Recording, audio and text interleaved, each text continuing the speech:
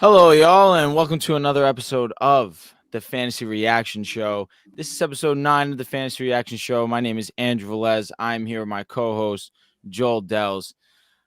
If you guys you follow me on Twitter at Handrew5As, you'll know that I actually was at tonight's Monday Night Football game with the Giants and the Seahawks. And I want you to know that it was one of my least favorite viewer experiences of any live sporting event by far.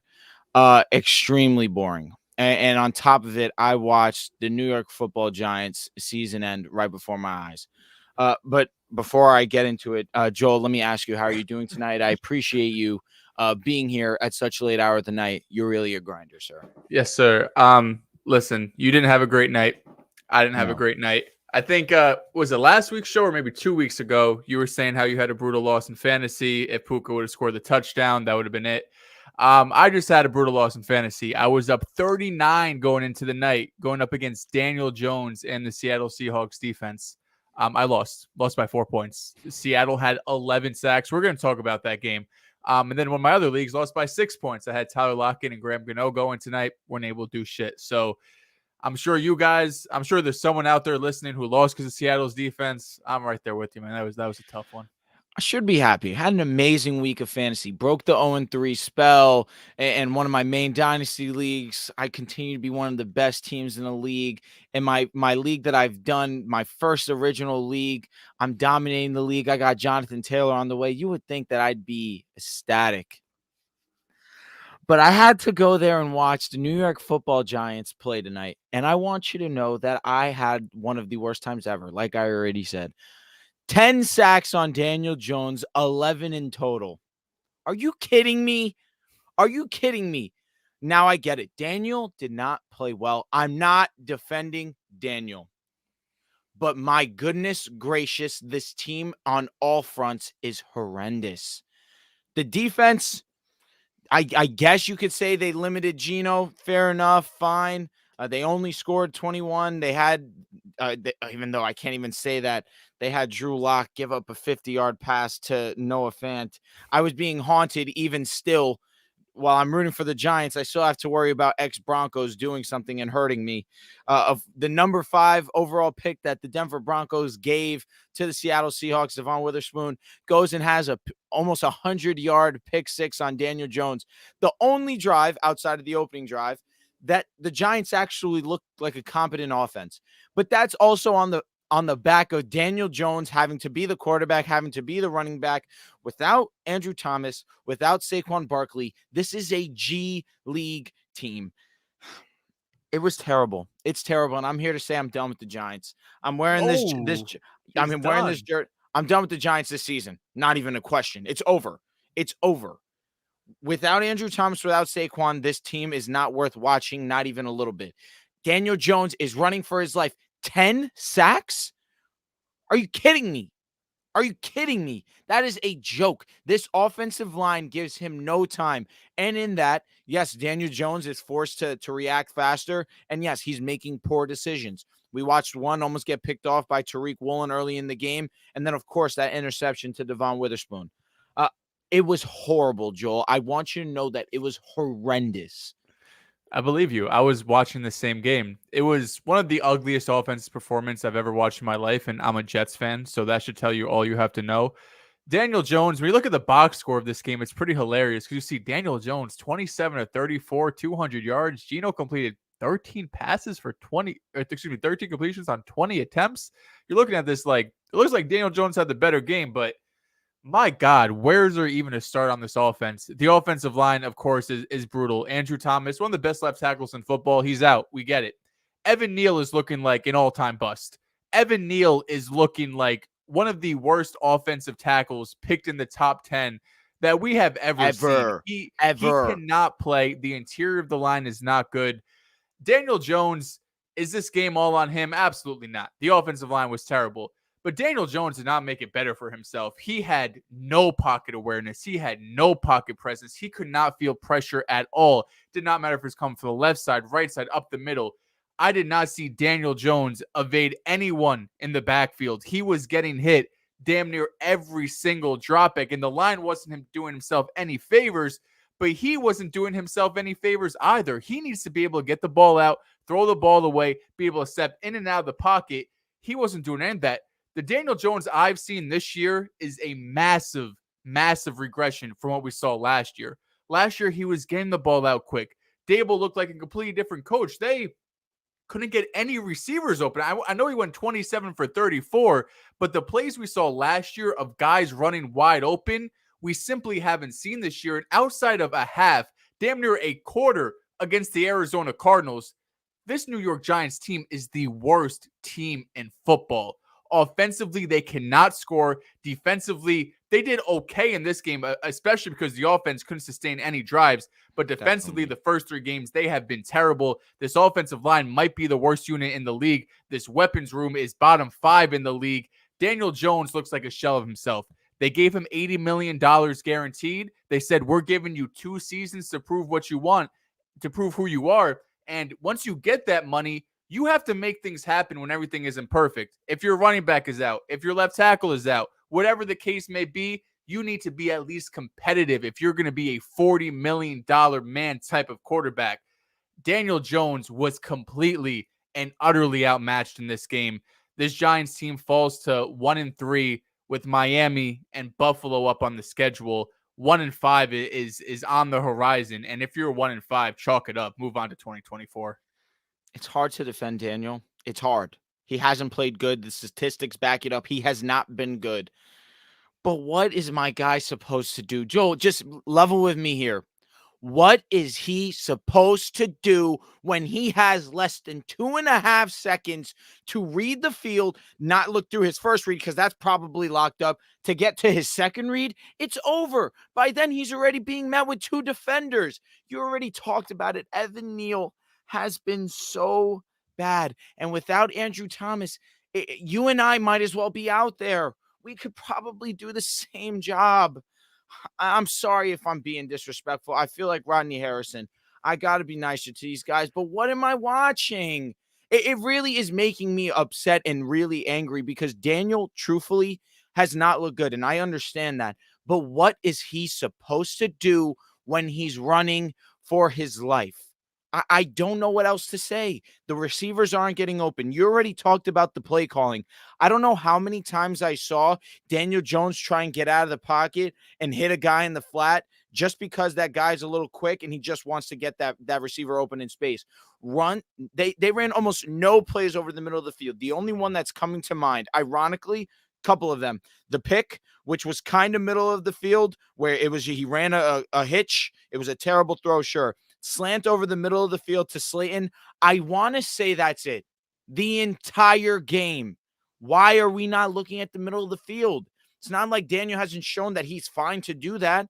Your play calling has been uberly questionable. Now, Dable obviously is a very great coach. I'm not going to hold it against him that Andrew Thomas and Saquon aren't out there because we understand that this offense with Saquon, of course with Andrew, is better than what we saw tonight. But you can't be worse in the league bad. You can't make your $40 million quarterback look worse than people already think that he is. He's not doing himself any favors, but you're supposed to be this offensive guru. Do something to draw better game plans because what we just watched against one of the worst secondaries in the league, and I'm using hyperbole here, they're not a great defense in the secondary front by any means. For you to go and put up 203 yards with a lot of that being whatever, are you kidding me? Like this offensive performance I just watched from the Giants was disgusting. Now let's talk about Seattle because, of course, we're called the Fantasy Reaction Show. I just needed to get that off my chest. But Geno Smith did get injured in this game. Do you have the exact injury off the top of your head? Because I was watching the game. All I knew was that he was injured. Okay. It was a knee injury of some kind. I don't know if it was anything specific, but he came back into the game, so I'm not too worried. So Joel already mentioned it. 13 for 20, 110 passing yards, a touchdown. A touchdown which was pretty nice, out of structure, got out of the pocket. DK, he kind of just trusted that DK would get open, put in a spot where only DK can make a catch. That was a nice play. Of course, Kenny Walker almost had an amazing bomb touchdown that he was, of course, called back, but even still had himself a very productive fantasy night, 17 carries, 79 yards, and a touchdown.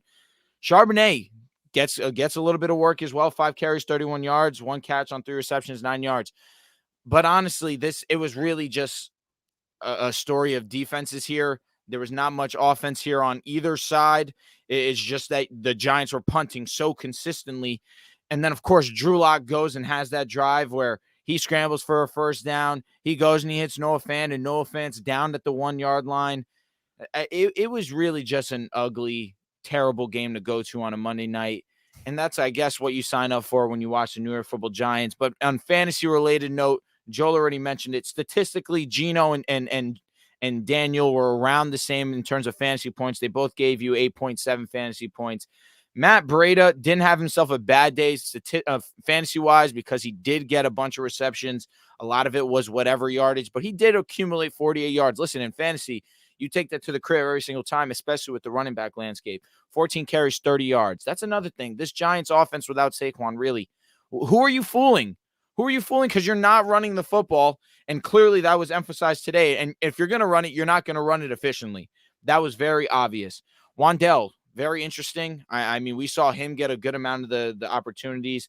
5 catches on 6 attempts for 40 yards. I mean, this was the Giants' best player today. It just speaks volumes. The biggest issue I have with this Giants offense, fantasy related, is Darren Waller gets 3 targets. Jalen Hyatt gets 2 targets. You're out there giving the ball to Matt Breida, Darius Slayton, Paris Campbell has 5 targets. I'm looking at Brian Dable and saying, why aren't you utilizing your best players? Darren Waller has the training camp of a lifetime, according to reporters. Connor Hughes is out here saying this is the best training camp performance he's ever seen. And Darren Waller so far, outside of one game against Arizona where he was fine, he didn't blow up and have a 30-point performance, he's been a huge disappointment. He's done nothing. We thought Darren Waller would be able to open up this offense, especially over the middle of the field, get a big body target, especially in the red zone as well. They don't utilize him at all. And Drew, you were being kind talking about this Seattle defense. Seattle just let Andy Dalton throw for over 300 yards. Matt Stafford had the game of his life week 1. Jared Goff has they've allowed a 300-yard passer 3 games coming into this game? I think every week outside of tonight. This is legitimately like one of the worst defenses in the league. Front 7 as well. This is not a unit that should scare you. This is not a top 10 unit. And Giants offensively weren't able to get anything to go. I guess quickly just talking about fantasy on Seattle side of things. Tyler Lockett, 4 for 54 and 6 targets. DK Metcalf, 3 for 34 and 4 targets. Those are really the only 2 guys worth mentioning in the receiving room. You're probably a bit disappointed with both, honestly, but this was one of those games in this game script where Seattle's defense was just dominating. They really didn't need to pass the ball. They even had a possession in the fourth quarter, up 2 or 3 touchdowns, and they threw the ball 3 times. I'm like, can you kill the clock? Like, what are we doing here? They were still trying to throw the ball. Kenneth Walker, 17 for 79, a touchdown. I believe that was my star of the week. He was great. Charbonnet got a little bit more involved, but I'll be honest, bro. Until I see Saquon and Andrew Thomas get back, I am completely hands off on everyone on this New York Giants offense. I mean, you're not starting any receiver, but I'm not starting Darren Waller. I'm not starting Daniel Jones. I guess if you're in a pinch, Matt Breida can give you a flex play type of running back start. But right now, it doesn't get much uglier than this New York Giants offense. And right now, is there a bigger disappointment than Darren Waller? Think about how high fantasy owners drafted Darren Waller. He was going as tight end 3 in some leagues, tight end 4. He was drafted high even in leagues that you didn't even have a tight end position. You just thought this was going to be the guy. And for him to put up under 200 receiving yards 4 weeks into the season is disgusting. I cannot believe what I'm watching with this Giants football team. Let's read a couple super chats and then we'll get on to the studs and duds of this week. Have a little bit of some positives on the show because Jesus, that Monday Night Football acts murdered a vibe. Shout out to our brother Santos. We didn't shout you out on the last podcast. We love you. You're a legend. Big Chief says, Drew, thank you for the 5th pick from the Broncos. Spoon cooked for us tonight. Seahawks are up. I can't say wrong. You're welcome. Enjoy them. Russ has been amazing this season. Silver lining. The kill shot. Walker's him better than Pacheco. Love y'all. I'm with you. Of course, Walker definitely is better than Pacheco. Pacheco's no slouch, but hey, Killshot, we love you. Now, Joel, do the honors. Let's get into the studs and duds of week 4. Let's bring the vibes up. Let's have some bring the fun. vibes up. Quarterback one on the week. This guy's been on a tear since week one. Josh Allen. Nothing has to be said there. 4 touchdowns, 320 yards, 5 total touchdowns, excuse me. But the big breakout, which we called Justin Fields, QB2 of the week, 28 for 35, 335 yards, 4 touchdowns, only 25 yards rushing. So that's not even his full capacity with only 25 yards rushing. I think when he started the game out 16 for 16 against Denver. Perfect. He went like 16, 17 straight throws of no incompletions. Justin Fields, this is the type of upside he has. This is what we were talking about, and this is why he was both of our starts of the week going up against Denver. You hope this is something that kind of catapults him going into the future. I'm gonna name off a few names right here. Just point out who you want to talk about. Anthony Richardson, mostly done with his legs, 56 rushing yards and a touchdown, had 2 passing touchdowns, only 11 completions for 200 yards. Lamar continues to be great. Jalen Hurts continues to be great. But I think 2 surprising names here outside of Fields and Richardson. Baker Mayfield was QB6 on the week. Russell Wilson continues to be extremely fantasy relevant, damn near fantasy dominant. QB8 on the week. Both of these guys having 2 touchdowns. 1 touchdown. I'm tripping. 3 touchdowns for Baker, and we have 3 touchdowns for Russell Wilson. So they're scoring. They've been pretty efficient throughout the season. You talked a lot about Russ. It was kind of a flipped. The script was flipped where he's been great in the first half, struggled in the second half. This game, they struggled in the first half, had the crazy comeback in the second half, and won the game. So I guess out of all of these guys, I mean, most of them are rostered. Baker's probably the only one that you're looking at a waiver wire pickup. But do you think could be flex worthy going forward? I know he had a rough game against the Eagles last week, but if he has this type of upside, 3 touchdowns, almost 250 yards, 30 rushing yards as well, this is someone you got to keep an eye on. Yeah, Baker's schedule, he has the bye week 5, but then Detroit, Atlanta, Buffalo. I don't love those matchups, honestly. Atlanta did just have, honestly, a solid performance against Trevor early on in the first half. Game script kind of changed where Desmond Ridder threw him out of the game. But Detroit looked very good against the Packers in that first half. Second half, honestly, they were a little bit more lenient. Jordan was able to get a little bit more comfortable. I feel confident starting Baker in that matchup. But Atlanta, Buffalo, even maybe a Houston, I may not love that matchup, especially if Derek Stingley may be destined to return at that point in time. And then Tennessee, that's an excellent matchup. But then right after San Fran. So if you're in a 2 quarterback league, there may be worse options than Baker, absolutely. But in a 1 quarterback, I still think I'm staying away. The 2 I want to shout out are the 2 rookies, and it's going to be for different reasons. Anthony Richardson, our concern for him coming into this year was passing. But because of how great he is as a rusher, you mentioned it was able to be quarterback 4 on the weekend because of how great of a rusher he is. And he was able to get into the end zone twice at 2 passing touchdowns, but even still rushing the football. What did he go and he have on the ground? 55 rushing and a touchdown as well.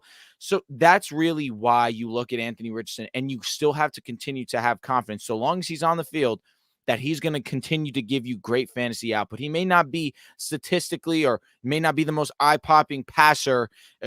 You look at EPA, he's been one of the least efficient passers, but fantasy football, he will continue to be one of the better plays at the quarterback position, even in 1 quarterback leagues. If that's your guy, I know Pee Wee has been begging for us to talk about him. Continue starting Anthony Richardson because of the ceiling that he has, not only as, of course, a red zone passer, but of course the rushing ability. And CJ Stroud, I mean, this are we talking about early rookie of the year, offensive rookie of the year? I know Puka's been absolutely amazing, but we know how much they lean towards the quarterback.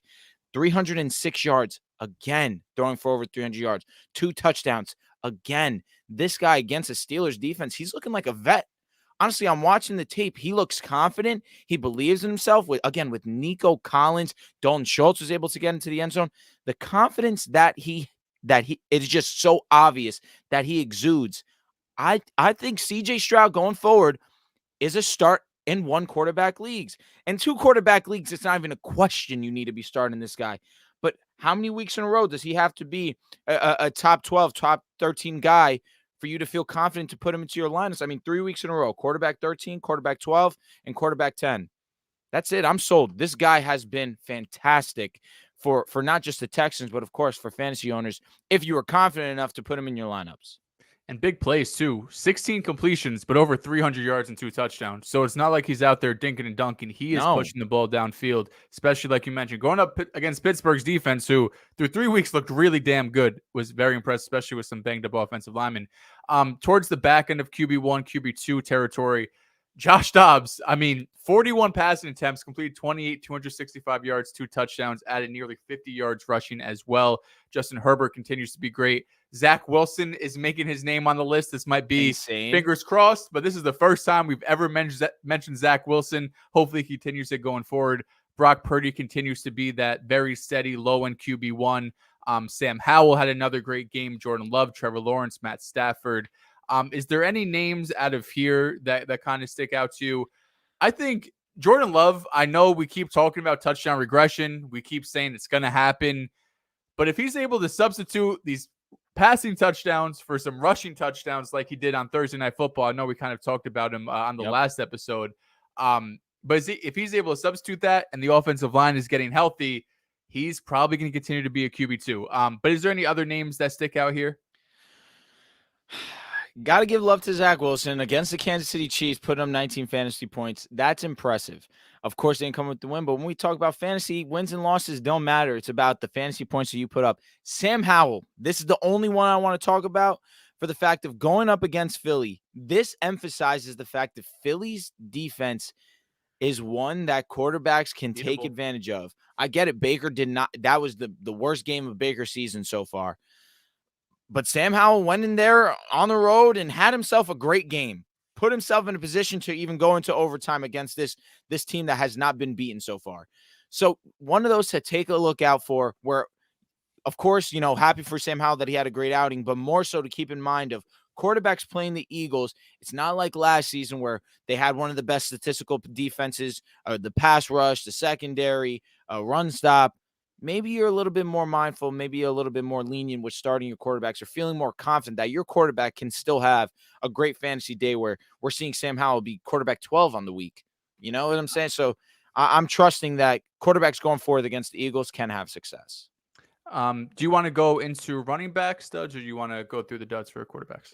You know what? Let's get into the duds. You're a guy who you have already been on record saying this might be the worst offense in the league. And listen, I can level with you here. After watching the Giants today, I think there is a new worst offense in the league. But Joe Burrow, another week, quarterback 31 on the year, 20 for 30, 165 yards, a fumble, no touchdowns against the Titans, who 3 weeks in a row, 300 yards, and Deshaun Watson, 11 yards away from 3 quarterbacks in a row with over 300 passing yards. The first week where they don't allow a receiver to go for over 100 receiving. Joe Burrow needs to be better. This injury, it's very obvious. It's going to linger unless they decide to sit him down, because it's completely killed this offense and any explosiveness that it has now. I know you're a Joe Burrow owner. Are you worried? Are you thinking about selling? Worried. I'm terrified. More so, are you thinking about trading Joe Burrow in 2 quarterback leagues? Yeah, obviously you consider it, but it's just so hard to gauge his value right now. Like, I'll go around after this week and I'm going to see what quarterbacks are out there. But if I have any other quarterback, like, why would you trade Anthony Richardson for Joe Burrow? I think you have to. You would still take Burrow. No, I think I'm taking Anthony Richardson. No, I agree. So I'm going to go look through all of our teams, all of our league mates. I'm going to look at these quarterbacks, and I'm going to say straight up, I have to tell it to myself. I have to look myself in the mirror and say, would I even accept this trade? Because I would rather have Anthony Richardson.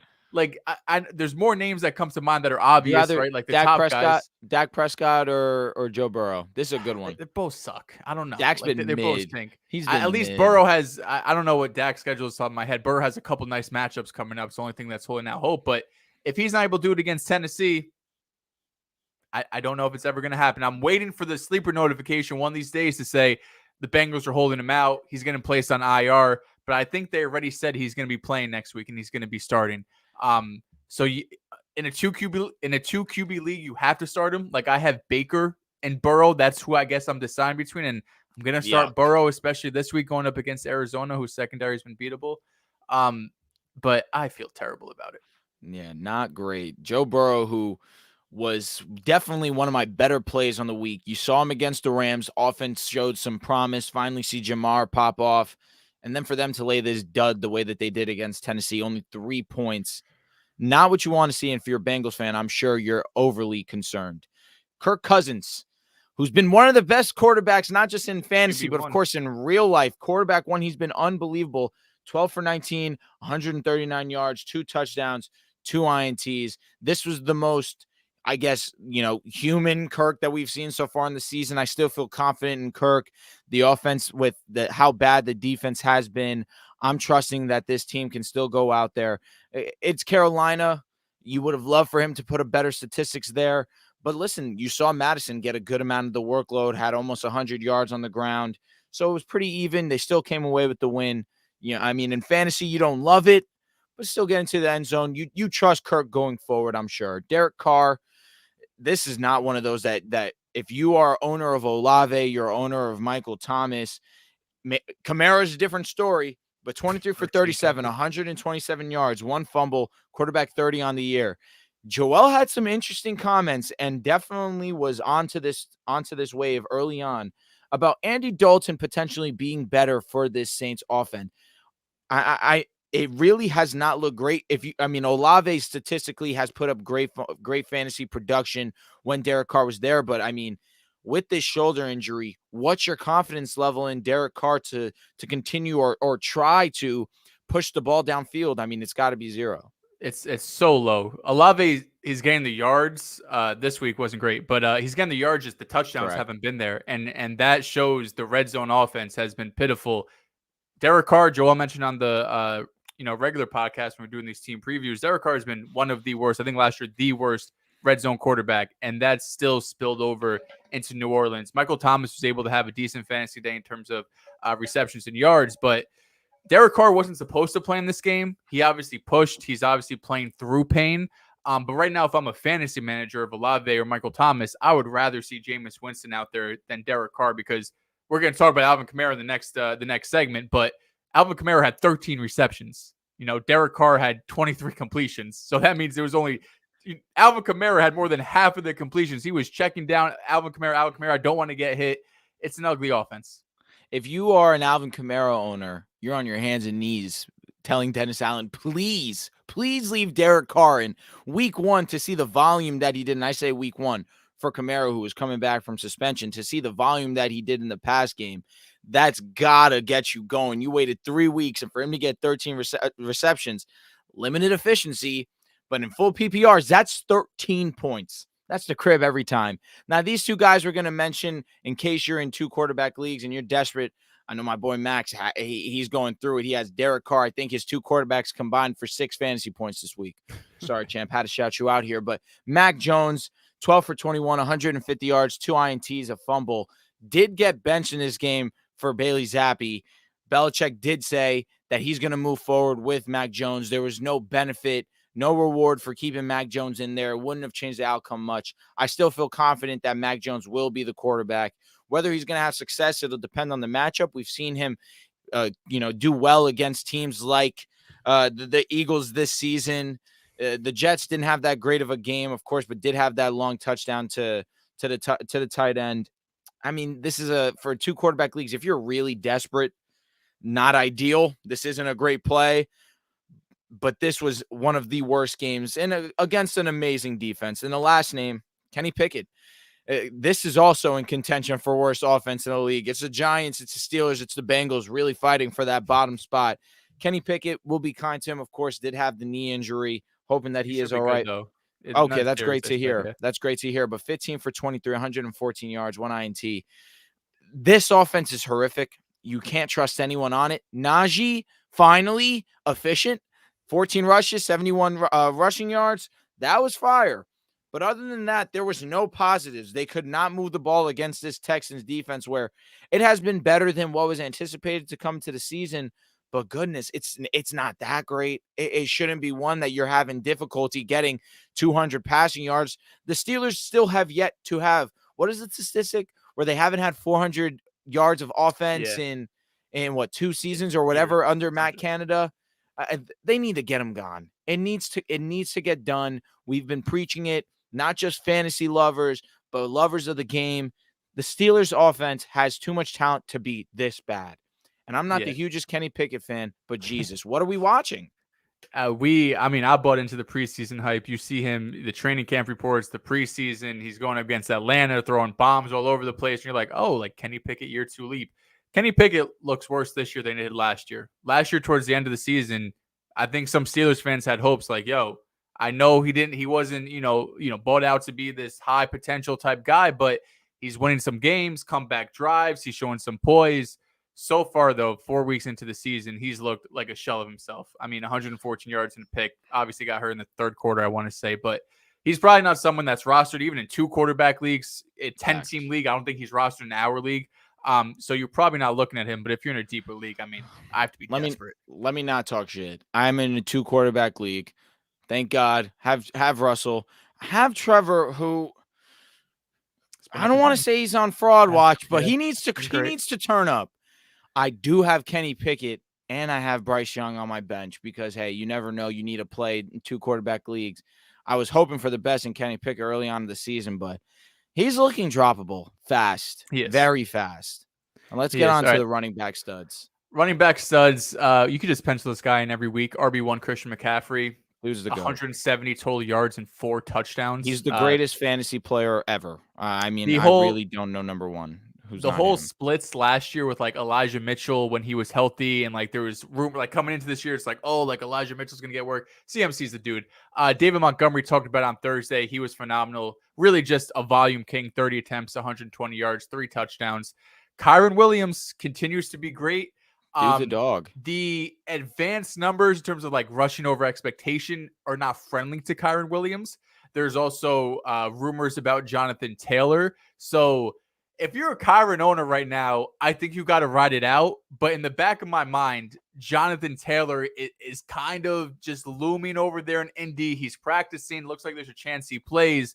But we know he doesn't want to be in Indy. We know he wants the bag. And we know the Rams are willing to give up draft picks to get proven players. So right now, Kyron's that dude. But just something to think about going forward. Josh Jacobs finally has his game that he looks like the Josh Jacobs of last year. That was cool. 8 receptions for 80 yards. You love to see it. Had a touchdown rushing 60 yards. On the opposite spectrum of David Montgomery, you have Devon Achane. It's going to take a while for me to pronounce that right, but Devon Achane. It's not Achane. 11. No, Achane. Oh it's 3 different things now. All right, Achane. Got it. Achane. He only had 11 touches, but he had 120 yards and 2 touchdowns. He's someone that you probably got on the waiver wire. It looks like he's taken over Raheem Mostert, who we're going to talk about in the dud section, as the RB1 of this team. And he just showed in Aaron Jones-like fashion, he doesn't need 15-plus touches to be relevant. As long as he's getting 10 touches, he should be in your fantasy lineup. And it's really, it coincides with the fact you're worried about Tyreek. You're worried about Waddle. You're just always worried about that big play, that you forget about this little guy who is just as fast as these 2 guys on the field. It adds to their explosiveness. It just allows a different game plan that you have to worry about when you're gaming for, or you're planning for this Miami Dolphins offense. If he's going to get going, we already talked about how great Miami's team can be, but the efficiency that he has showed. I was wrong last week. I said, hey, you probably put $30, $40 on him. If you were one of those guys, and I know in one of those leagues where I had a league mate put $81 on Devon, you're looking like a genius, because he's a part of one of the best offenses in football, and he looks to be already one of the most efficient players in fantasy football. Listen, we give credit to Bijan. He was amazing this week. This is the second best rookie running back right now. I say that with all due respect too. Jahmyr Gibbs, if he had more opportunity, I'm for sure believe that he would be in this conversation. But the efficiency that this guy's shown in back-to-back weeks, it's something to take note of, and something to understand that this Dolphins offense is not going to stop, and he's going to be a recipient of that as well.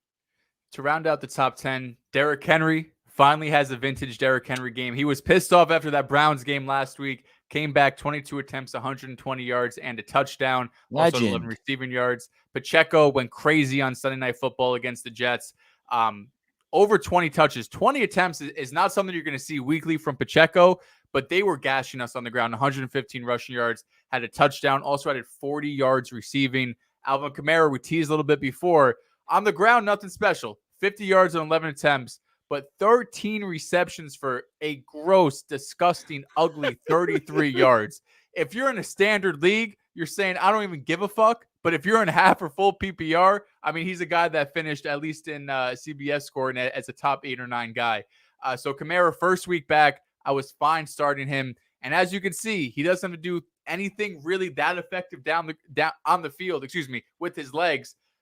But if Derek Carr is going to give him 13 receptions, he's going to be fantasy relevant. Last two names I want to mention here. Khalil Herbert finally has a relevant game. He got a lot of hype in the preseason. The two guys we gave up on, they are top 10 guys this week. Yep. Khalil Herbert, I guess, just played Denver, 100 yards rushing. That's really yards what it receiving was. and a touchdown. And Jaleel McLaughlin, the Broncos, Javonte goes down to injury. Man. I guess the third string running back, maybe he's taken over Samaje as RB2 in that backfield. But 7 carries for 72 yards, 30 receiving yards, and a touchdown. I'm not buying into it, of course. Javonte might be out for, I'm not sure the time. I'm not even going to speculate, but he has a hip injury, a hip flexor, I want to say. But McLaughlin, they got the Jets next week, so it's not a matchup I'm not looking to take advantage of. I know Pacheco had a great game, but I'm not buying into that in terms of the Jets defense being terrible. Is there any other names you want to talk about in this top 10? Bijan had a good game. Swift continued to have a good game. Kenneth Walker was solid. No real names stick out to me. So if you want, we can move over to the RB duds. So I'll show respect and appreciation for Derek waking the hell up, understanding that he's still the king, and he put on a king's performance against Cincinnati. That was fantastic to see. Khalil Herbert, we already spoke about it. Play Denver every week, and we'll see him be a top 10 guy. Bijan will continue to be a dog. He was fantastic against the Jaguars. Shifty as hell, man. Making spectacular one-handed plays. I mean, the guy's special. That's what you expect. DeAndre Swift will be one of the best running backs in fantasy by year's end just for being in that Philly offense. But Jaleel McLaughlin, real quick to touch on that, then we can get over to RB duds. I'm with you. Didn't even play 40% of snaps. I think it was only a total of 33% of snaps. He was extremely efficient in his touches, did find the end zone very early on in this game. I do feel as if you're in a needy situation, want to take a flyer, not the worst idea. You can probably get him for $0 fab, maybe $1 fab. Yeah. So you don't even have to spend high dollar to get him. Maybe you take that play, especially because of how thin RB is, but understanding the script for the Broncos is not going to be one of, hey, let's run the football. But that's not Jaleel, to be fair. He was super effective on the ground, 7 rushes for over 70 yards. But again, I feel as if he's a little guy who's a great receiving back. And Russ has shown, especially these last 2 seasons, to be likely to throw to the running back. So let's get over to the running back duds. Aaron Jones, we spoke about that a little early on. I believe it was the last episode that we did on Thursday. It only had to do with the first week back from a hamstring. I'm not thinking too much about this one. If he's ready to go next week and he says that he's healthy and he's playing, I'm confidently putting him in my lineup. You found out coming into the game that he was on a snap count. So that was still, it's unfortunate. Of course, in hindsight, you would have loved to know that pregame or you didn't have to put him into your lineups. But it's Aaron Jones. You trust him. You drafted him relatively high. Raheem Mostert. Devon might have took this job like you already mentioned. For real. Is serious. 7 carries for 9 yards, 5 targets, 3 receptions, 36 yards, a fumble. Snap percentage has dropped week by week, and that's in due part to Devon Achane. I mean, the guy is legit. He's up to Achane was up to 60% of snaps this week. Mostert, I mean, if you're not going to take care of the ball, he has looked great early on in the season. If you were one of those guys that decided to sell high on Raheem because you didn't think that he could either, one, stay on the field or keep up this level of production, right now you're looking pretty damn smart. But it was a struggle game for essentially the whole offense if you weren't Devon. And really, Mostert and stalled a good amount of the drives for the Dolphins as well. He was definitely a dud. Ramondre Stevenson, this is another one that's up there for disappointment of the season so far. 14 carries, 30 yards, 3 targets, 2 receptions, 10 yards. It's also in due part that he's not getting to the end zone. That's kind of why you're not loving his production so far. But another game, another situation where they're just down and he's not the type of player that's going to be one of the most efficient, let me not say most efficient rushers, just he's not going to be that workhorse rushing back. You looked for him to be primarily the receiving back, and even still in a game where the script would have been for him to get some love there. Only 3 targets. Are you feeling concerned on Ramondre? Is he one of those early trade candidates as well? Early as we're approaching, especially if you're in 2-week playoff, maybe that time where, hey, you're going to have to make some harsh decisions. But is he one of those you're worried about, or you still feel confident because of the talent that is Ramondre? I don't feel great, but it's also hard to trade him. Coming into this game, there was rumors, I think it might have been Glazer, I don't know, one of the reporters saying Zeke is going to get the starters carries this game against Dallas. Maybe it was this revenge game. Belichick thought Zeke had something a little bit extra in him. He wasn't good. But now there was Stevenson. No. To be fair, though, this game was over by the end of the first quarter. I mean, that's not an excuse. Of course, you have garbage time and you have opportunities to get the ball. But 14 carries for 30 yards, RB 39 on the week. The bright spot is he's getting the work, right? Week 1 was the fewest attempts with 12, but then he added on 6 receptions. After that, 15 carries, 19 carries, 14 carries. He's getting the work. He's just on a bad offense. Right now, New England, I know after week 1, we kind of got hyped for them. We thought, with these new offensive coordinator, with Bill O'Brien there, maybe there could be something with Mac Jones. But once the dust settled, we kind of saw the Patriots for who they are, which is an incredibly unimpressive offense with weapons that really are not explosive. And Ramondre is a really good running back, but he's a chunk guy. He's not someone who's going to rip off 60-yard runs. He's someone that could rip off like 6 to 15-yard runs. So if he's not getting passing work to go on top of those chunk plays, because right now week 1 was great, 6 receptions for 64 yards. After that, he hasn't got more than 10 receiving yards. So it's going to be hard to move off him just because unless you're super deep at running back, you could have someone to replace him at RB2. But for the price you paid in the offseason, which was a 3rd round pick, 4th round pick, depending if you're 1 or 2 QB leagues, I don't think that price is going to pay off. And even in the receptions department, week 1 was fantastic. 6 targets, 6 catches, 64 yards. You do remember that he did have a big play against the Eagles. But since 3 targets, 4 targets, 3 targets, 3 receptions in that week 2, only 1 week 3, and again, week 4, only 2. I don't love what I'm seeing from not just Ramondre, but of course this entire offense as of late. You just understand that. Let me not say as of late. I mean, maybe probably as of late, because of you understand they've been pretty fantasy relevant, at least the running backs. It goes back to Damian Harris and, of course, Ramondre, even when they split. And last season, Ramondre was a top 10 fantasy player. So it's been shocking to see him kind of struggle these last couple of weeks. But I do trust the talent that is Ramondre in the grand scheme of things. And lastly, Miles Sanders, who's one of my guys that I really wanted to stay away from this season. 13 carries for 19 yards, 3 targets, 3 receptions, 13 yards. 3 of the 4 weeks has scored less than 10 fantasy points.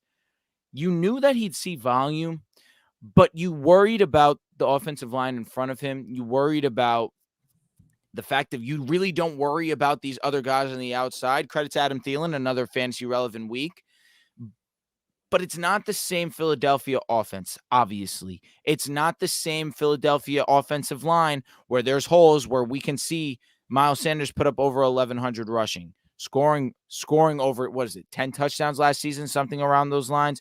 He was fantastic last year, but it's a different offense. You understand Carolina is one of the worst teams in the league. Bryce Young has struggled, and in due part, they're going to hone in on a guy that they know is going to get a good portion of the work, and that is Miles Sanders. I don't love Miles Sanders going on for the rest of the season, honestly. He was one of those guys that I didn't love coming into the season. Is Miles Sanders one of those guys that is just running back, thin position? It's running back dead zone. It's just he's getting work, so you probably don't have another option. But I was with you. Start of the season, Miles Sanders was someone that was basically off my draft board saying he was great in a phenomenal situation. Now he's going to Carolina with a far worse offensive line, a far worse quarterback, and overall an offense that's just not going to be able to put up points. Bryce Young and this Carolina Panthers offense, honestly, they're in that conversation with the Bengals and the Giants. Like, this offense has been extremely unimpressive outside of really just Andy Dalton starting to put up over 300 yards against Seattle. In terms of these duds that we talked about, Aaron Jones, I feel fine about. Raheem Mostert, I still think has a role in this offense. I'm sure if you go to that Mostert owner right now, they're probably panicking a little bit. So I wouldn't hate sending out a trade offer just because Devon Achane, excuse me, one of these days. He's not a huge back. He's not a workhorse. He's not someone that I think is going to consistently get 20 plus touches. So I think Mostert's still going to have a role. This is probably going to be his worst week of the season. 7 carries for 9 yards and a fumble. So there might be a small buy window. I'm not going out crazy and, trading someone like an RB2. I want to trade Ramondre Stevenson from or anything like that. But I think it's worth, if you can add him to your roster. I don't think he's going to be completely unreliable going forward. And Ramondre, I'm still fine with as an RB2. Miles Sanders, like we said, desperate play. Yeah. Moving on. We can do sorry, go ahead. Go ahead. No, against Minnesota, I don't know if Miles went down with an injury just looking off of it, but he didn't even play 50% of snaps, and I don't think he was injured in this game. So that is not ideal to see. Moving on to wide receiver studs. It was a slow couple weeks for A.J. Brown. Now it's been a couple of huge weeks. He leads the way, 38 fantasy points, 9 receptions, 175 yards, 13 targets, and 2 touchdowns. He was insane. I mean, the one 55, 60-yard touchdown where he was just swerving between defenders, it was vintage AJ. After that week 2, I was hurt, and I was like, Smitty might have more yards than him. AJ Brown still looks like that guy. Stephon Diggs, same shit. I mean, these are 2 of the best receivers in football. 3 Was this touchdowns. Stephon's best game? It might be 6 for 120 and 3 touchdowns only on 7 targets. And I'm sure everyone saw that play where he's getting tackled by one guy. The second defender comes and tackles him. He manages to get out of both of them and take it to the crib for a touchdown. Insane play. Puka Nacua is right up there with these guys too. I know it was a bit of a down week last week down week was like 12 fantasy points. 163 yards and a touchdown, 10 targets, 9 receptions. He's insane. Nico Collins, down week last week. But outside of last week, I mean, this is a top 12 receiver. Fantasy point, this is a top 10 type receiver. Him and CJ Stroud, their connection is elite. And to round out the top 5, my sit of the week, DJ Moore, 8 receptions, 130 yards and a touchdown. He was insane. He was phenomenal. Shame on you. Shame on you. Should have known. You should have known. This is what I wanted the start of the season to be. I said, DJ Moore, you got a quarterback now. But yeah, it didn't really matter. I don't know what the numbers are against him and Surtain. But overall, great game. So I guess the really only question here, because all these guys are, of course, rostered. And I think outside of A.J. Brown, Stephon Diggs, Puka, we know they're wide receiver 1s. DJ Moore, boomer bust, wide receiver 2, wide receiver 3. I guess how would you view Nico Collins going forward? Because I guess if we just take away that one bad week last week, we're probably looking at him in a similar light to Puka, and that's no disrespect to Puka. That's how great Nico has been. So are you just viewing him as a must-start wide receiver 2 going forward? With the way that CJ Stroud has been throwing the football and the way that he has favored Nico Collins, and this past week was the highest snap percentage that Nico Collins did play with 76%. How can I not trust Nico right now? Understanding that there is a bunch of wide receiver talent out there for sure. With how much they're predicating their offense towards the pass and Nico Collins being wide receiver 1, I have to. 11 fantasy points, 23 fantasy points, and 36 fantasy points in 3 of the 4 weeks. You're giving me this production, 2 performances of top 7 wide receiver play. It's a no-brainer to me. He has to be in your lineups, and he has to be considered a wide receiver 1, in my opinion. Wide receiver 7 on the year. So to round out the top 10, Jetta's just not a crazy Jetta's games, 85 yards, but had 2 he got in the end zone. That's why it's crazy. He made up for it. He didn't have the 100+ yards with 2 tutties.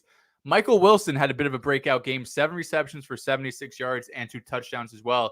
He was someone in training camp and preseason was getting all the buzz. He's a wide receiver 2 in Arizona. And he's been relatively quiet in terms of fantasy just because he's not getting the end zone a ton. But when you look at his receptions and receiving yards throughout the season, he's been solid. He's wide receiver 28 on the year. These last 3 weeks, he's gotten 3 receptions for 56 yards, 2 receptions for 86 yards, 7 receptions for 76 yards. He's someone that's probably on your waiver wire. I think you could do worse as a flex piece. Throughout the year, wide receivers are going to come and go. Right now, this is a pretty ugly waiver wire. This go around. Michael Wilson will be probably towards the top of my list. If you need someone for a flex play, he's only owned in 6% of leagues. Yeah, Brandon, and they're probably all dynasty leagues that's the percentage. Brandon Ayuk, when he's healthy, he's looking like he's taking over the wide receiver one role. We're going to talk about Debo and the duds. He did nothing. Brandon Ayuk, 6 receptions, 148 yards, extremely explosive. Chris Godwin continues to be Chris Godwin, 8 for 114. Romeo Doubs, we talked about on Thursday, 9 for 95, a career game.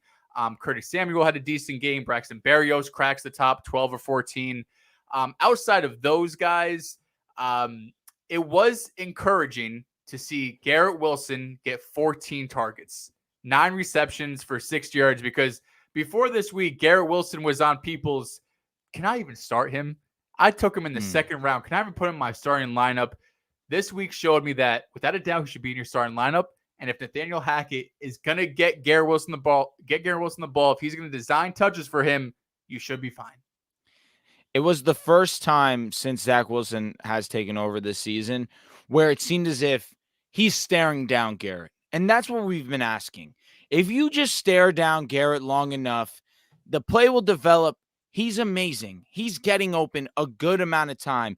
It was great to see Zach. Of course, we spoke about it yesterday. He really kind of broke out of his shell, wasn't thinking as much, looked a lot more confident. But just the simple things. Okay, Garrett Wilson's the best player that I have to throw the football to. Let me not overthink this. Let me just make sure I'm looking at him. Let me wait till he gets open. It could be that simple. But a guy I want to highlight, actually, Hollywood Brown, one of the most underrated fantasy players as of right now. I get nothing flashy. In terms of fantasy production, 7 fantasy points, 14.4, 14.6, 13.1, 3 consecutive weeks. We already spoke about Dobbs. He's looked pretty damn good on the football field. And in real life, he's done a good enough job where we're considering talking about him potentially being traded at the deadline for those quarterback-needy teams. He's looked pretty solid. You spoke about Michael Wilson, how he could be a potential waiver wire pickup with only 5%, 6% of teams currently rostering him. Hollywood Brown and the targets that he's seeing in respective weeks, 5, 10 targets, 7 targets, 10 targets. This past week just put up a season high of 96 yards. And prior to that, had 2 touchdowns already. Josh Dobbs understands that Hollywood Brown is his best weapon, and he's been utilizing him. One of those guys that if I'm an owner of Marquise Brown, or even if I'm in need of a strong flex play, Hollywood Brown's one of those names that you could probably get for cheap right now because people are enamored with the Arizona Cardinals the way that they're enamored with other teams, obviously. So maybe you go and you could see if you can potentially get him for a short price right now, because currently, listen, if of course it's my job to keep notice of this, but 3 weeks in a row of almost putting in that range of 13 to 15 fantasy points, you can't ask for much more than that, honestly. Absolutely. All right, let's get over to the wide receiver duds. We'll probably get through this one. Let me not say that some huge names we got some big names in here. Really? Yeah. Jalen Waddle. You're 100% right here. When we spoke about this earlier, he struggled. 5 targets, 4 receptions, 46 yards. Wide receiver 57 on the year. This is a guy that was gone in most drafts in round 3? 3, yeah. Way too talented, way too much of just the offense as a whole for that to be the case. Has not finished higher than wide receiver 31 on a week. That's concerning to me. Do you think that's it's just a matter of Tyreek Hill's the best weapon on my team? We have to also cater to the run. There's just so many mouths to feed, and unfortunately, Jalen's being a recipient of that, or is it something different? I think it's really just a matter of time before he breaks out. This offense is too good. Tua's looked too good. McDaniel's too creative for just Waddle to kind of fall into the dust and just become this kind of just wide receiver 3. Yeah, we'll give you like 4 or 5 targets a game. At the end of the day, talent always wins out. Absolutely. Jalen Waddle is one of the most talented and explosive weapons in the league. If a Waddle owner's out there panicking, he doesn't think, it's going to turn around. He thinks Tyreek Hill is going to get, 20 targets a game. Go and get Jalen Waddle. It's a matter of time before he breaks out. Yeah, it absolutely sucks that you're the Jalen Waddle owner in our league. I wish that anybody else had him because I'd be doing my maneuvers. Jordan Addison, this was a surprise for me against Carolina. Juicy matchup. Nothing. 1 target. Nothing. This was crazy. He was one of those guys that I felt confident. Flex play, wide receiver 2. I'm putting in my lineup. I'm not thinking twice. Been able to find the end zone even the week prior to that, where he just got a ton of volume, whether it was late in the game, didn't matter against the Chargers. He still was productive. This was shocking to me. I still feel confident moving forward with Jordan Addison, but probably as that flex play right now. He's still a strong flex play. If you're desperate, I mean, let's be real. Jordan Addison still was a late round draft pick for you, probably in that 7 to 9 range. You still should have better players, but if you're not, I still feel okay if he's your wide receiver too. Maybe you could be looking to add some depth to that. Again, Joel already mentioned a Michael Wilson if you're really desperate, but maybe you go and you trade for a Hollywood Brown like I was talking about. But I still feel all right. Am I alone in Yeah. that or No, I think you kind of have to see the difference. Like, and this is in a good example because, like I said, I think Jalen Waddle will be great. But it's one thing when your offense is firing on all cylinders and your player's not doing anything.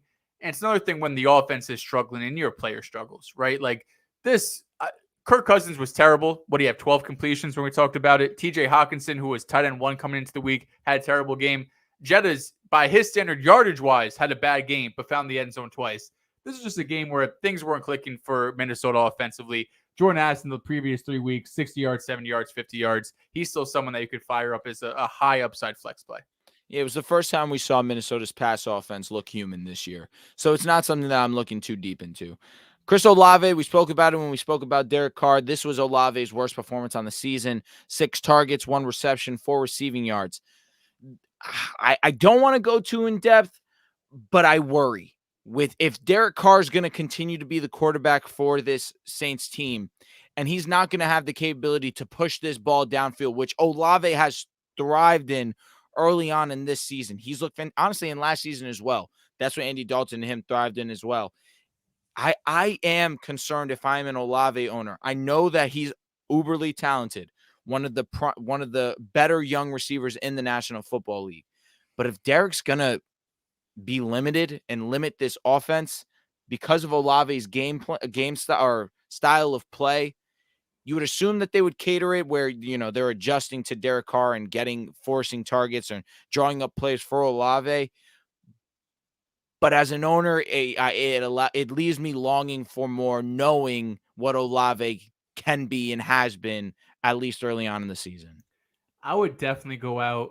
I don't think Olave owners are panicking. Right, Uh-huh. 3 straight games of 112, 86, and 104 yards. Just hasn't found the end zone yet. Amazing. If he had 1 or 2 touchdowns on the year, we're talking about a top 10 receiver in fantasy. He just hasn't got that yet. So coming off a bad week with a Derek Carr injury, I think it's a very small chance to go and buy Chris Olave. Would you rather have Waddle or Olave rest of the season? I'm going Waddle. That's the best. That's the best offense in football, in my opinion. I know it didn't look like that against the Bills, but I'm trusting McDaniel. I get Olave's been amazing, but Waddle even last year with this exact same offense was a top 10 receiver in fantasy. Mm-hmm. Yeah, I don't blame you, but I lean. think. Sorry, go ahead. No, that's it. I just lean Waddle personally. Yeah, but that's still like the range you should be thinking of Chris Olave in. Like just because this one Absolutely. bad week with Derek Carr, don't all of a sudden be like, oh my God, Derek Carr can't throw the ball downfield. Like I would rather have fucking Hollywood Brown, right? Chris Olave should still be thought of as a top 12, 15 receiver in fantasy. So I'm not worried yet. If this happens a couple more weeks where Derek Carr continues to struggle, then we could have a conversation. I'm with you here. Now, one that we are concerned about is going to be T. Higgins. 4 targets, 2 receptions, 19 yards. Did have an injury in this game.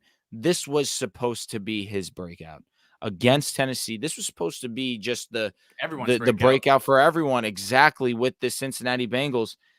He gave you a solid week in week 2 where he got into the end zone twice against the Ravens, but gave you 0 week 1. Was wide receiver 83 week 3 and wide receiver 79 this week. So ugly. What are you doing if you're a T. Higgins owner? Personally, it's not ideal. He has the rib injury. You have the fact that Joe Burrow has not the worst thing. It's not because T. Higgins might miss a week or 2. You could put him on your bench. Don't got to worry about the start sit. See if they could figure it out. If they do figure it out, you just put him right back in. Of course, we want to see T. Higgins on the field. We want him to be 100% healthy. But if he misses a week, if I'm a T. Higgins manager, way worse things could happen because 3 out of 4 weeks, he's been the worst player in your lineup. It's funny you say that because, of course, in my league, I had a member that had the luxury of having the decision between Josh Jacobs and T. Higgins. Just skill positions, they're absolutely stacked to the brim. And he said, I'm leaning T. Higgins. I just feel like I want to sit T. I don't love the match. I just don't love what he's done. I love the matchup, don't love the production so far. He asked me for my advice. I said, dude, it's Tennessee. T. Higgins should have an amazing game. He sat Jacobs. I look like the idiot Did he here. win? He did win by Oh, 0.8. oh my A God. miracle. 0.8, an amazing game. But it just goes to show you that, yeah, that there are fantasy owners that are already thinking about sitting T. Higgins. That was already a thought in a lot of owners' heads. But now you're right, Joel. It could leave you some clarity. You put him on the bench, you get healthy. Hopefully, the Bengals just decide to figure it out at some point in time during the season. And then when he's ready to go, you send him out there. That's best case scenario. But it has been tough. Of course, we know that you guys, you're not alone in that. Spent high draft capital on a T. Higgins, and for him to be this underwhelming so far is one of the bigger disappointments, right up there with Darren Waller, in my opinion, as of right now. Next one, Deebo Samuel. This one, again, I'm not thinking too much about it. I feel like it was the matchup. Injury did play a part in this, but 3 carries for 6 yards, 0 targets. Did not get looked at. 49ers scored 35 points, and Deebo had nothing to do with this offense at all. Again, already mentioned, was dealing with the rib injury, but did also play 87% of snaps. To me, I feel like he was a decoy out there and just was out there essentially just to draw attention away from the other guys. And we saw Brandon Ayuk, who was one of the best receivers this season, has been one of the best, this past week, but has been one of the best receivers just throughout the entirety of the season so far. So I feel as if there's a lot of mouths to feed. We even saw, we're going to talk about tight ends, where Kittle wasn't that effective. It was the CMC show, and it was the Brandon Ayuk show. That's just when you're dealing with the luxury of talent, you're going to have to live with those blow-up weeks like Deebo has shown these couple of weeks in the season. And, of course, you have CMC being who's going to continue to be the best player on this offense. That's going to be a constant. Some weeks it's going to be Kittle. Some weeks it's going to be Ayuk. That's just what happens with the Niners when you have so many great players. Would you rather have Ayuk or Deebo rest of the season? Purdy loves Ayuk. And very him. under the radar, Ayuk was one of the better fantasy players last season. And we didn't talk about it. Wide receiver 15. Yeah, we didn't highlight Ayuk as much because the story was CMC. The story was the last pick in the draft, Brock Purdy. There was so much attention drawn elsewhere. The defense was the best in the league as well, that we didn't give that acknowledgement to Ayuk, where Ayuk was one of the biggest steals in the draft this season. So I feel very confident that I'm going Ayuk rest of the season. He's shown to be Brock Purdy's favorite target by far, and he's been dominant. Last couple of names. One of my starts of the week. I mean, I'm damned if I do, I'm damned if I don't, with Michael Pittman. 5 targets, 1 reception, 15 yards, 2 did get the 2-point conversion. Richardson did only have 11 completions. I talked about this earlier. As a passer, efficiency-wise, Richardson hasn't been the best. But that didn't matter in reference to Michael Pittman. He's been one of the more consistent fantasy players early on. In a matchup against the Rams where their secondary is not that good, I fully expected him to dominate here. Did not. I do have concerns in terms of, can I trust this pass offense? That's really what it is. Exactly. The consistency of the pass offense. You're going to have highs and lows with Anthony Richardson. And off of that, you're going to have highs and lows with those receivers. You've seen Michael Pittman have over 100 yards. And we just saw him have a game where he had 1 reception for 15 yards. But it doesn't take a rocket scientist to go and look at Anthony Richardson. Oh, he completed 11 passes. If you complete 11 passes, it's going to be really hard to have a fantasy relevant day. So Pittman's going to have some blow-up games. He's going to have some games where he's going to be a top 10 receiver, but you're going to have to deal with these games where it's Anthony Richardson getting 10 to 15 carries, Zach Moss getting a bunch of carries, Jonathan Taylor coming back, and Pittman ends up being, 2-3 points on the day. 11 completions and 2 touchdowns. That's crazy. That's Yeah. crazy. George Pickens, 7 targets, 3 receptions, 25 yards. We already mentioned it. This offense is a shit show. It's unfortunate because Pickens is talented. He's already shown that this season. You just cannot trust on a consistent basis that this Pittsburgh Steelers offense is going to be productive. And that's unfortunate for Pickens, but that's just a reality if you are a Pickens owner. Tutu Atwell, who's been one of the surprise studs of the season so far in fantasy football. 9 targets, 5 receptions, 24 yards. Love the targets. 9 targets is amazing. We did see it was a huge Puka game. Saw Higbee be productive, but this wasn't great, especially understanding that it's almost Cooper Kupp time. We've been waiting on his return. It is week 5. We haven't heard any rumblings yet of whether he's locked and loaded to return, but you do know that his comeback is looming, and unfortunately, it's going to come at the cost of Tutu Atwell at this point in time. Yeah, Sean McVay, I believe his last quote was that Cooper Kupp is ramping up in practice, so pretty vague. He might play week 5, he might not, but if not, even Adam Schefter said there's a chance he plays week 5. If he doesn't play week 5, I'd be shocked if he doesn't play week 6. So it seems like we have a 2-week window for Cooper Kupp to return, and I agree with you. Puka Nacua, he's here to stay, locked and loaded. Tutu Atwell is probably the one that gets knocked down. All right, so let's finish it off with tight ends here. We'll do a quick waiver wire segment just because there's not a ton of waiver wires. Tight ends, though. Tight end 1 on the week. Cole Kmet, just like everyone expected, 7 receptions for 85 yards and 2 touchdowns. That Bears offense was rocking, man. We mentioned it. Justin Fields started 16 for 16. Cole Kmet, season long, I mean, there's going to be a few ups, but probably mostly downs. So I'm not going out and rushing to the waiver wire for Cole Kmet. Mark Andrews finally has his Mark Andrews game where he goes crazy. 5 receptions, 80 yards, and 2 touchdowns. We didn't talk about Lamar much in the stud section, and I think a lot of it got overblown, that game in general, because Deshaun was out. Yep. But Lamar Jackson dicing up this Browns defense, who had been the number 1 defense heading into the week, was super impressive, and you love to see Mark Andrews get involved. I hate Arthur Smith because Jonnu Smith is tight end 3 on the week with 6 receptions for 95 yards. I don't want to talk about it. Jake Ferguson, 7 for 77. Ferguson was always someone that was kind of sneaky because it was like Adam Schultz's type role that he could take over. I just don't think he's that athletic. I don't think he's like a phenomenal athlete or player. But if he gets 7 receptions for 70 yards, he's going to crack the top 5, which is pretty ugly. Schultz, you mentioned, ended up getting a touchdown. And the rest of these guys aren't really that relevant. Andrew Ogletree is tight end 6 on the week. We got Kelsey in here, Evan Ingram, Zach Ertz, Higbee. Sam Laporta, we mentioned on the Thursday show. He's someone that's a must-start going forward, but there's no other names I really want to mention.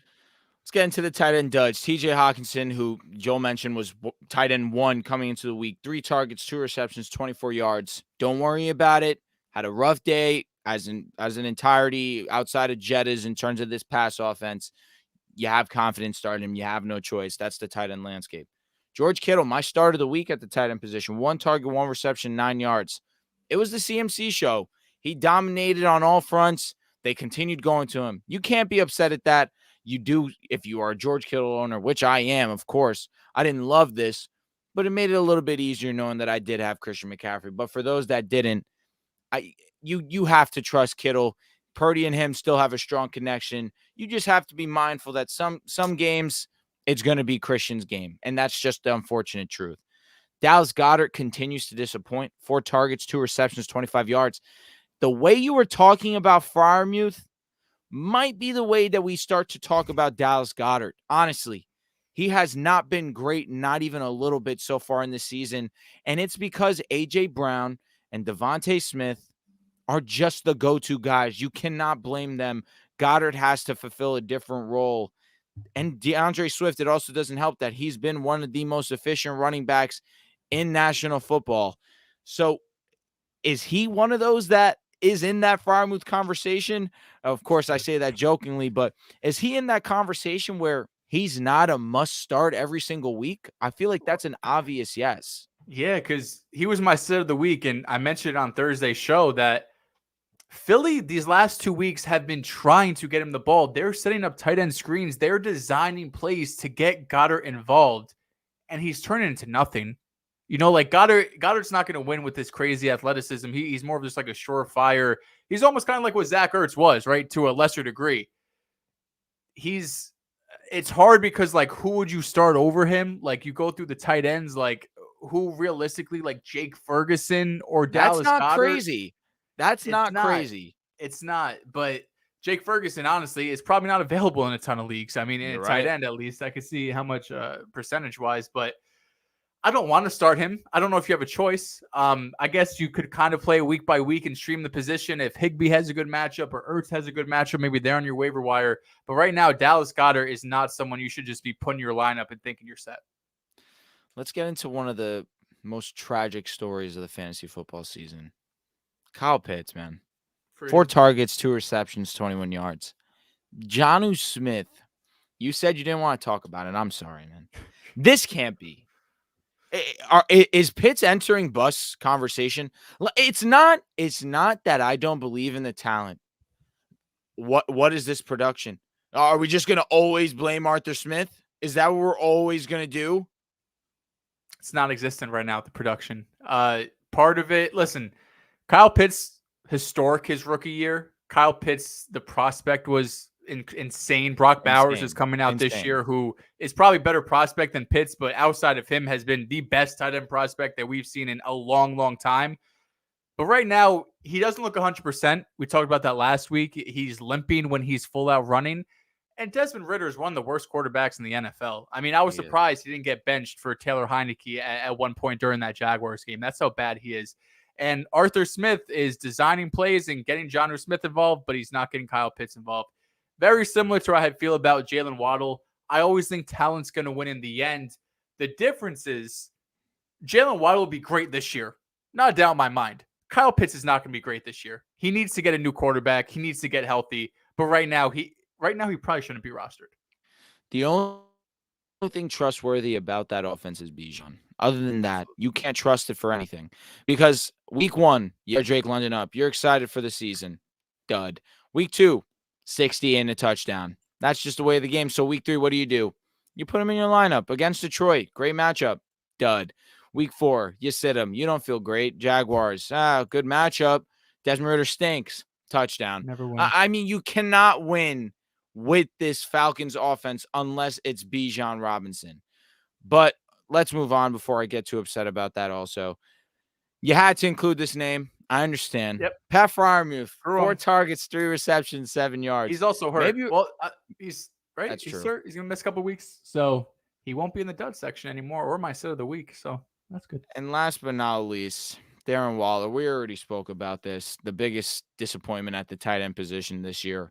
Right next to Kyle Pitts, but you had that expectation coming in just because of Desmond Ridder. You believed in the talent, you knew situation. Darren Waller, it's getting inexcusable. It really is. But that's going to do it for the duds. We can get right into the waivers unless you have something to say about Darren Waller any more than what we've already spoken about. I don't got anything, but I think the perfect way to kick off the duds is Zach Wilson a QB2 this week against Denver? It's definitely not the best idea. However, it's not the worst idea. It's not at all. Our defense is so historically bad that I can't even say you're wrong. I'm trying to find some names here. All right. I think I know where you're going. Would you rather start Joe Burrow or Zach Wilson? Oh, Jesus Christ. Who's Joe Burrow playing this week? Arizona.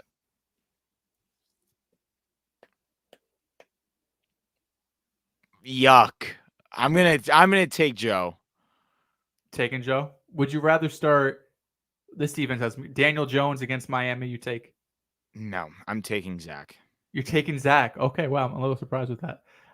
Think about what they just did against the Seahawks. I'm supposed to feel like they can do that again against Miami. I know they've been horrible. If one of the two guys are back, say Saquon or Thomas is back. All right. If Thomas is back, I feel a little bit. God willing, they're both back. If that's the case, I'm going Daniel. Okay. Derek Carr going up against New England. Zach Wilson. Zach. So it sounds like he's not the best play, but bottom, 20 to 25 range quarterback. It's been a long time since I could say that for a Jets quarterback. I mean, it was supposed to be. Yeah, it was supposed to be this season. It's devastating. All right, let's get into some names. We already mentioned early in the show. There's not a luxury of waiver additions this week. We got to do a job here. Jaleel McLaughlin. Are you rostering him? Are you throwing a potential bid at him? No.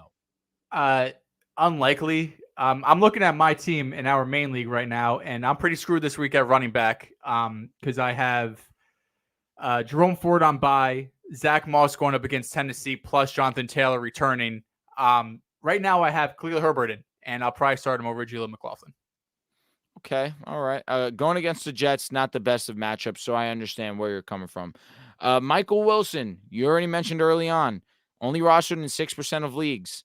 How much fab would you put on him? Is that one of those Not a lot. guys you could potentially steal at $1, $2? Yeah, he's probably my number one ad this week, but I'm not throwing more than $5 on him.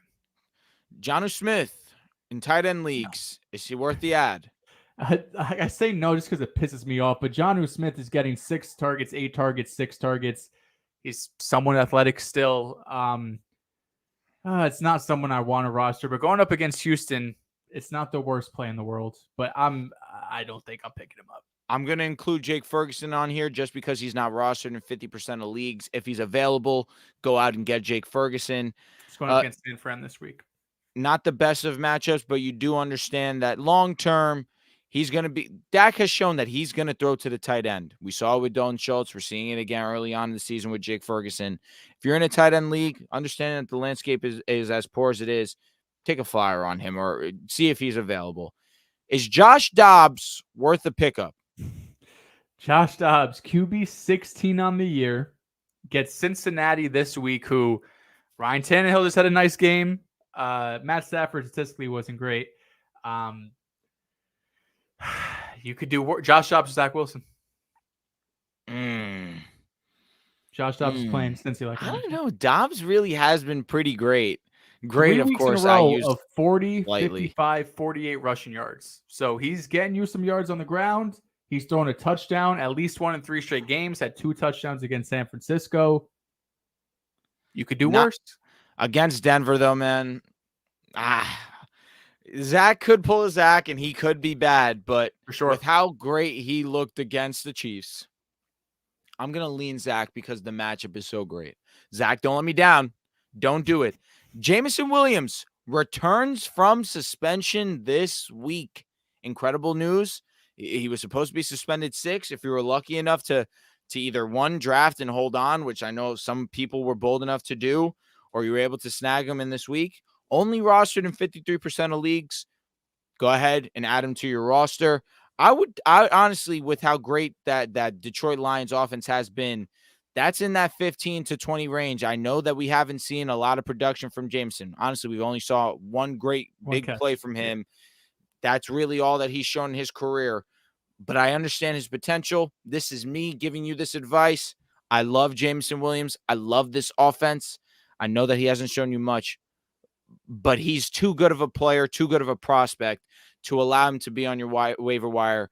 And you don't want to be punching yourself if he goes and balloons the way that he obviously was drafted to do in this Detroit offense. Yeah, he shouldn't be on your waiver wire. If he's there, 1,000% pick him up. I do want to see how Detroit utilizes him, though, because Agreed. I know last season he was coming off the torn ACL, but he made his debut in week 13. So he played weeks 13 to 18, right? What's that, 6 weeks? Yep. Never played more than 25% of snaps. I understand easing them into the offense. I understand coming off the ACL, rookie, all of that. But I would have at least seen a little ramp up to get to 30, 40% snap share. So it wouldn't surprise me because he's coming off a hamstring injury as well, not just suspension. He had a hamstring injury in training camp, or maybe the first preseason game he got injured. So it might take a few weeks. Honestly, someone might pick up Jameson Williams. He might not do anything for 3 or 4 weeks because he's playing 20, 30, 40% of snaps, get dropped. Then you could pick him up and maybe second half of the season he starts doing something. But like you mentioned, he's too talented to be on your waiver wire. So if he is, pick him up. Some defenses just to give you some names if you feel like you need to stream a defense this week. Detroit against Carolina, not the worst matchup. Commanders versus Chicago. I know we just saw Chicago have their best game so far offensively. Commanders defense is legit. Don't take what the Eagles did against them and use it against them. Chicago's offense is 2 hit or miss. And if Baltimore is available, which it's saying it's available in 61 or it's rostered in 61% of leagues, against Pittsburgh, that is a super firm matchup, especially with the way that not only have the Ravens defense been playing, but the way that Pittsburgh's offense has looked so far. And Miami, one thing, Miami's defense obviously this year has not been good, but if they're going to play the Giants without Andrew Thomas, Seattle, whose defense has been just as bad, put up 11 sacks and broke a franchise record. So if Andrew Thomas is out, if Saquon is out, fire up Miami. I love that. I love that a lot.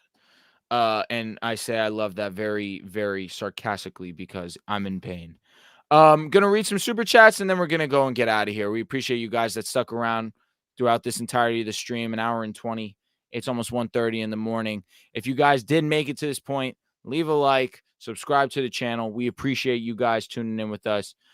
Shout out to CQK. Said keep DJ Moore starting, or was this week a fluke? Honestly, DJ Moore has been pretty solid.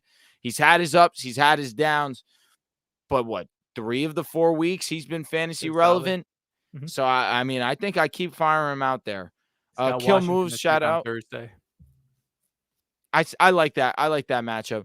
Emmanuel Forbes got fried against AJ Brown, but that's AJ Brown. Up until that point, Emmanuel Forbes has really done a solid job so far in his rookie campaign. Kill moves says, "What do I do with Burrow in Dynasty? I still have Love and the MILF Hunter." He's talking about Zach Wilson. But Joe hasn't really sold me yet. In Dynasty, you hold on to him. You hold on to him. You don't even think about moving him. He's way too good. We understand his ceiling. He's shown it that he could be a top 2 quarterback in the National Football League. In fantasy, he has a couple top 5 finishes. He's amazing. Trust that Joe Burrow is going to do you right. He's just injured right now. But Joel, that's going to do it for episode 9 of the Fantasy Reaction. Like I said, if you guys like what you're seeing, leave a like, subscribe to the channel, turn on notifications so you guys know when we're going live, when we're dropping content.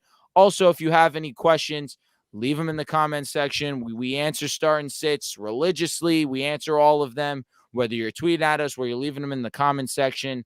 We try to do our due diligence to answer all of you guys. But again, that's going to wrap it up from you guys. We'll see you next Thursday when we go live for the Thursday night game. And we Bears versus Washington. Yeah, it's going to be game of the year, guys. I can't wait to talk about that one. But take it easy, guys, and have a good night.